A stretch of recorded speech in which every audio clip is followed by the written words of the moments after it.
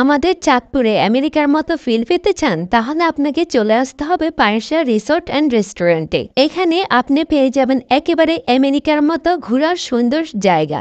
এই রিসোর্টটি এত সুন্দরভাবে সাজানো হয়েছে যা আপনি দেখে মন ভরে যাবে। চাঁদপুরের ভিতরে যতগুলো রিসোর্ট রয়েছে তার ভিতরে সবচেয়ে বড় এবং মনোমুগ্ধকর পরিবেশ হচ্ছে এই রিসোর্ট। এই রিসোর্টটি আয়তনে এতটা বড় যে পায়ে হেঁটে এর দূরত্ব শেষ করতে পারবেন। আমি যেহেতু দুপুর বেলায় গিয়েছিলাম তাই এই রিসোর্টের সৌন্দর্য ওরকমভাবে ফুটে উঠে নাই।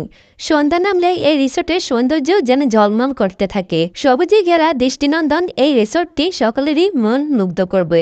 হাজারো ব্যস্ততার মাঝে নিজের প্রিয়জন কিংবা বন্ধু বান্ধবের সাথে আড্ডা দেওয়ার জন্য এই রিসোর্টটি অনেকটাই বেস্ট। তবে দিনের তুলনায় রাত্রিবেলায় এই রিসোর্টটি যেন সকলের দৃষ্টি আকর্ষণ করে। চারিদিকে ঝিলিমিলি মরিচবাতির আলোতে এই রিসোর্টটি আরো উজ্জ্বল হয়ে ওঠে।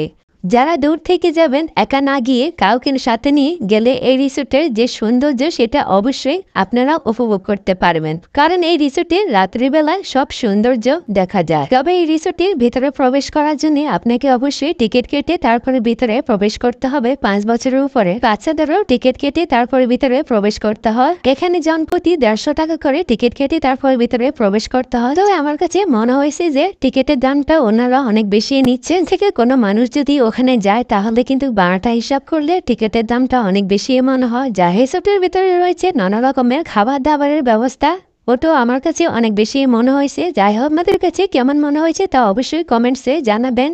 আর এই রিসোর্টে রয়েছে বাচ্চাদের জন্য নানা রকম এন্টারটেনমেন্ট, যা বাচ্চারা খুব সুন্দরভাবে খেলাধুলা উপভোগ করতে পারবে। তবে এই রিসোর্টটির আরেকটি অন্যতম সৌন্দর্য হলো যে এই রিসোর্টটিতে ছোট বড় সকলে প্রবেশ করে এর যে মনোরম পরিবেশ রয়েছে তা উপভোগ করতে পারে। রিসোর্টটিকে আরো সৌন্দর্য করার জন্য এখানে রয়েছে বিভিন্ন কর্মরত মানুষগণ যারা এখানে বিভিন্ন কাজে নিয়োজিত। তাদের কাজের ফলে এই রিসোর্টটি এতটাই সুন্দর এবং মনোমুগ্ধকর। এই রিসোর্টটিতে পর্যটকদের আনন্দ দেওয়ার জন্য রয়েছে যেমন বেশ কিছু সৌন্দর্য। তারই পাশাপাশি এই রিসোর্টের মালিক এই রিসোর্টের মাধ্যমে বিভিন্ন প্রকারের প্রজেক্ট তৈরি করেছেন, যেমন গরুর খামার, মহিষের খামার, এমনকি মাছ চাষের জন্য সুন্দর সুন্দর প্রজেক্ট। এই রিসোর্টের সৌন্দর্যকে আরো দ্বিগুণ বাড়িয়ে দিয়েছে। রিসোর্টে আলাদা আলাদা খামার থাকা সত্ত্বেও রিসোর্টের বিন্দু পরিমাণও সৌন্দর্য নষ্ট হয়নি, কারণ এই রিসোর্টে পরিচর্যা করার জন্য অসংখ্য মানুষ রয়েছে যারা প্রতিনিয়ত রিসোর্টের সৌন্দর্য বৃদ্ধি করার জন্য কাজ করে যাচ্ছে।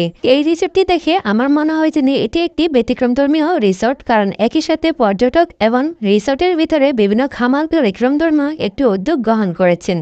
এটা আসলে খুবই ভালো একটি উদ্যোগ। রিসোর্টের ভিতর বিভিন্ন দৃষ্টিনন্দন জিনিস দেখার সাথে সাথে বাচ্চারা বিভিন্ন প্রাণীর সাথে পরিচিত হতে পারে এবং তাদেরকে দেখে খুবই আনন্দ উপভোগ করতে পারে। এই রিসোর্টে রয়েছে পৃথিবীর সবচেয়ে বড় পাখি উট পাখি, যা কাছ থেকে দেখা যায়। বাচ্চারা ইচ্ছে মতো খেলাধুলা করার জন্য এখানে রয়েছে বিভিন্ন প্রকার রাইড। অনেক কথাই বলা হলো কিন্তু আসল কথা বলা হলো না, সেটা হলো এই জায়গাতে আপনি কিভাবে সহজে আসবেন। যারা চাঁদপুর জেলায় আছে তারা তো খুব সহজে এই রিসোর্টে আসতে পারেন, কিন্তু দূর থেকে যারা আসবেন তারা কিভাবে আসবেন? যে কোনো জায়গা থেকে আপনাকে প্রথমে আসতে হবে চাঁদপুরে। চাঁদপুর থেকে কনবরডুগি নামক উপজেলায় মূলত এই রিসোর্টটি অবস্থিত।